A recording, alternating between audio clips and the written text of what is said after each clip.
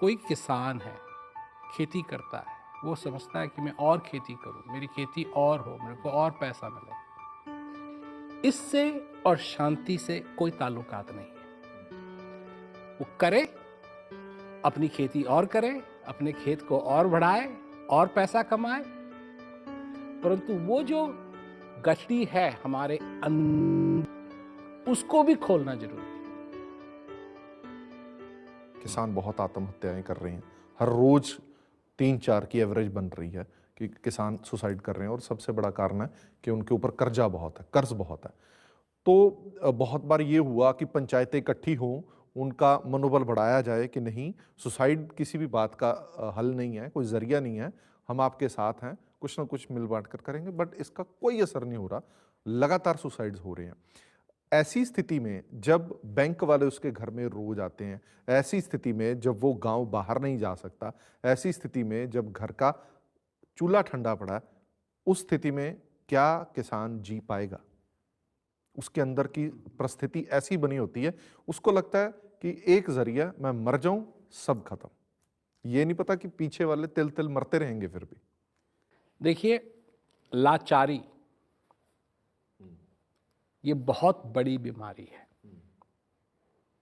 बहुत बड़ी बीमारी है। क्योंकि जब मनुष्य अपने आप को देखता है कि वो लाचार है, उसके पास कोई रास्ता नहीं है, कोई आशा नहीं बची, निराश हो जाता है। ये ठीक बात नहीं है। किसान अन्नदाता है, वो अन्न उपजाता है, उससे ये दुनिया चल रही है। बिल्कुल। हम फ्यूल की तरफ, पेट्रोल की तरफ लगते हैं। पेट्रोल से दुनिया नहीं चल रही है, मनुष्य चल रहे हैं तो उस पेट्रोल से जो किसान उगाता है, जो उस जमीन से, उस धरती से निकलता है।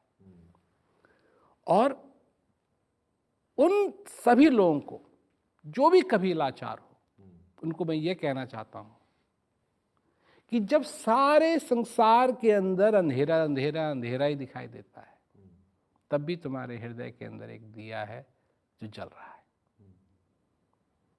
अगर उस दिए को तुम बाहर ले आए तो वो तुम्हारी अंधेरी दुनिया में उजाला कर देगा। निराश मत हो। दुख आता है, बुरा समय आता है, अच्छा समय आता है।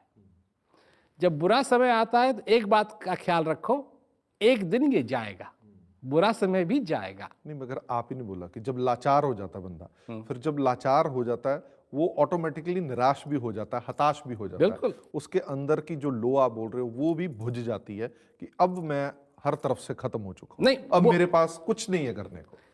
वो समझता है कि उसके अंदर की जो अंदर का जो दिया है वो बुझ गया, पर वो बुझा नहीं है।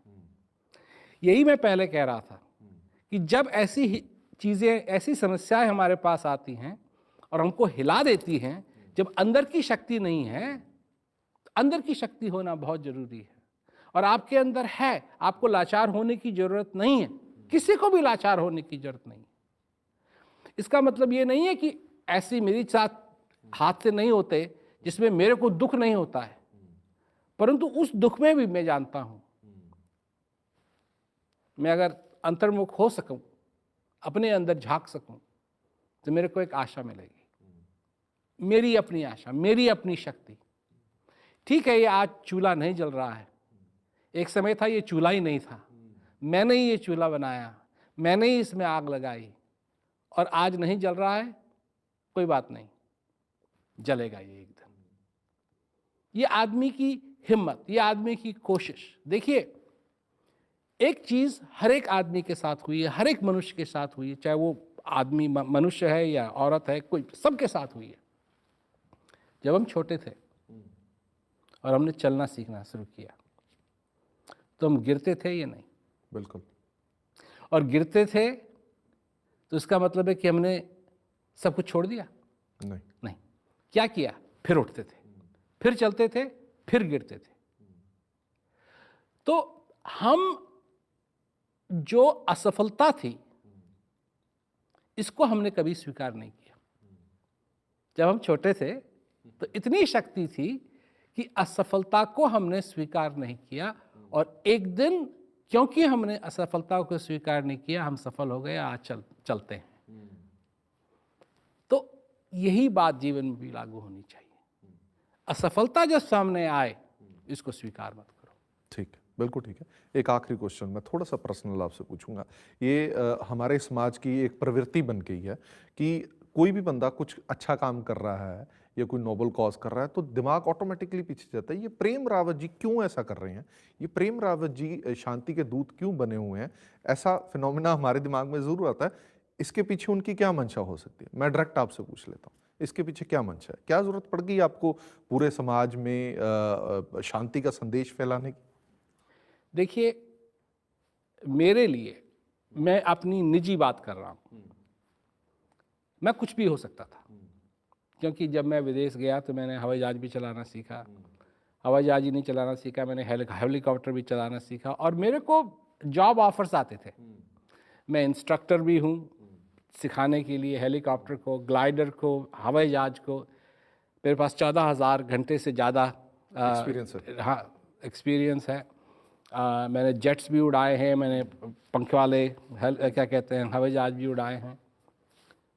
तो बात यह है कि जब मैं छोटा था तो मैंने देखा कि लोग, जो उनके जीवन में असली चीज़ थी, असली चीज़ जिसके लिए कहा कि भीखा भूखा कोई नहीं, सबकी गठड़ी लाल, गठड़ी खोलना भूल गए, इस विधि भय कंगाल।